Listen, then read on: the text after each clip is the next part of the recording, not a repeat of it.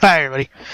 Alright, so Canada's assisted suicide bill actually goes so far as to preclude tourists. So if you guys wanted to go to Canada to die via suicide, by government, you cannot. Uh, this is actually by Toronto AP. Canada on Thursday introduced a new assisted suicide law that would apply only to citizens and residents, meaning Americans won't be able to travel to Canada to die, or Mexicans or persons in the regions. So I actually didn't know they had a strong assisted suicide program. So it'll definitely be interesting.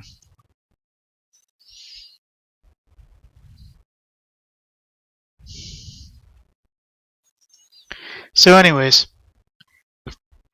Canada's Supreme Court last year struck down laws that barred doctors from helping someone to die. Actually, a good ruling. On hold while the government came up with a new law.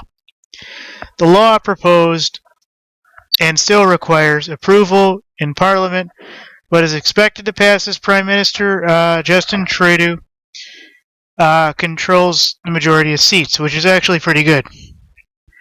Now, I'm actually in favor of this, folks. I am. I've always been, and I will always be in favor of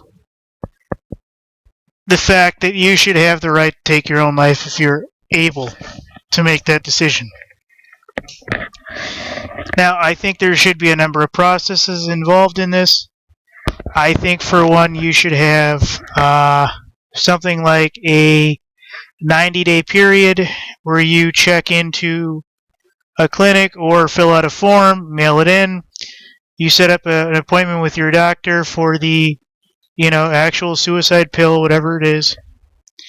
I think that's what it actually should be, a pill, a single pill you take in the doctor's office. It kicks in like in 24 hours or something, gives you a couple hours of, this or that. And before any of that takes place, once you fill out the form, you have a consultation with your family, your doctor, a local law enforcement person that's there when you died, along with the coroner, so they can declare you legally dead and everything else. And I think that should be that. And I think if you want to check out, that's your business. And nobody should make it illegal. I think persons all the way from 15 on up should probably be legally allowed to take their own life if they choose to.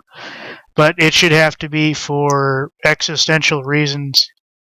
Not just somebody called me fat, I want to die, and I'll fill out the form and send it in. But I've had a long list of reasons, folks, why suicide may or may not be a justification for my medical problems, along with others.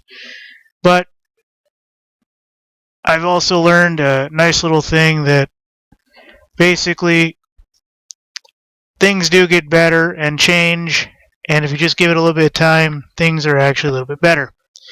So I'm not going to read everything in this because they go into various other things, but I want to read to you the number of countries in which assisted suicide is actually registered as legal in country. I think this is actually very important because it tells us exactly which way it's headed. It's legal in Switzerland, Germany, Albania, Colombia, Japan, the United States of Washington. I have no fucking idea what that is. That's very interesting to know what the hell that is. Oregon, it's not legal in the United States from what I understand. Oh, okay. So the United States, they put United States should be comma in Washington. Oregon, Vermont, New Mexico, Montana, California lawmakers also passed legislation expecting to take effect in June. Therefore, proof of California residency is required. So, despite the error in what it's saying, it is not the United States of Washington. However, who knows what the official paperwork actually says? I think it says United States Corp. But, don't know. So they go and they talk about a lot of different people's problems and why this is and why that is, and I don't want to go into that because those are personal people's problems. And I could give you 100 reasons right now why everybody I know should be filing out their assisted suicide form, sending it in, and getting their consultation and their, mega pill that they take, and, check out about an hour or two later. But it is what it is, and this is actually quite interesting. Like I said, I believe that assisted suicide is something that should easily be available to somebody if they really want to check out. And I think that there should be things in place where even if you had no insurance and no anything else, you should without hesitation be able to have access to this program. And I think you should definitely have access to the ability to die peacefully without violence or risk to others. And that's the way it should be.